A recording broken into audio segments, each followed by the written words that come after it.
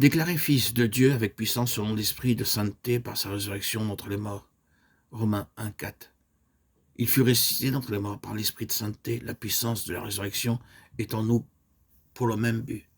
Comparez Éphésiens 1,14 et Éphésiens 2,1, lequel est un gage de notre héritage pour la rédemption de ce que Dieu s'est acquis, pour célébrer sa gloire. Vous étiez morts par vos offenses et par vos péchés. Paul dit que la même puissance que Dieu a déployée dans le Christ lorsqu'il est ressuscité des morts, monté au ciel et exalté au-dessus de toute puissance, principauté, pouvoir et domination, peut maintenant venir en vous.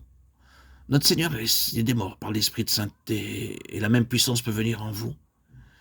Mais pour la recevoir, nous devons satisfaire un travail plus profond du Saint-Esprit. Alors que nous commençons à comprendre plus clairement et à prier par la foi, Seigneur, possède-moi entièrement par le Saint-Esprit.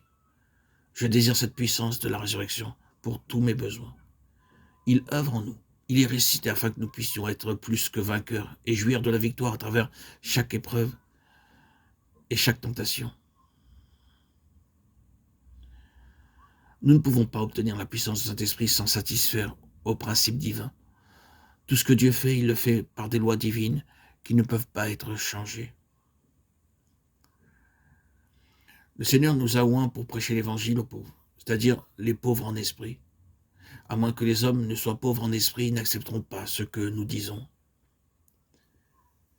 Matthieu 5,3 déclare « Heureux les pauvres en esprit, car le royaume des cieux est à eux. » Ceux qui sont satisfaits de leur richesse, de leur terre, de leur édifice et de leur position ne prêtent pas souvent l'oreille à l'évangile. C'est pourquoi les pauvres reçoivent généralement l'évangile avec plus d'empressement que les riches. Ils reconnaissent leurs besoins. Ainsi, le verset signifie aussi bien les pauvres en esprit que les pauvres en ce qui concerne les biens terrestres. Ils ont Luc 7, 21, 22. Ce fut le message que le Seigneur Jésus adressa à Jean-Baptiste, lequel était alors en prison. Bien que Christ ait accompli beaucoup de miracles et guéri tous les gens sans tenir compte de ce qu'ils étaient, il prêcha l'évangile d'abord aux pauvres, car les pauvres répondent plus à l'évangile que les riches. Dieu donne l'occasion, mais beaucoup ne l'acceptent pas. Ils sont si orgueilleux, satisfaits d'eux-mêmes, qu'ils ne reconnaissent pas leurs besoins. Nous devrions prier, Seigneur, fais-leur voir en premier lieu leur pauvreté spirituelle. Plus nous avançons, plus nous voyons combien les gens sont aveuglés par le Dieu de ce siècle. Ils ne comprennent pas, même les simples choses spirituelles. Si nous désirons qu'ils soient réceptifs à la parole de Dieu, nous devrions chercher à leur faire prendre connaissance de leur pauvreté spirituelle. Alors seulement ils réaliseront que l'Évangile répond à leurs besoins. Amen.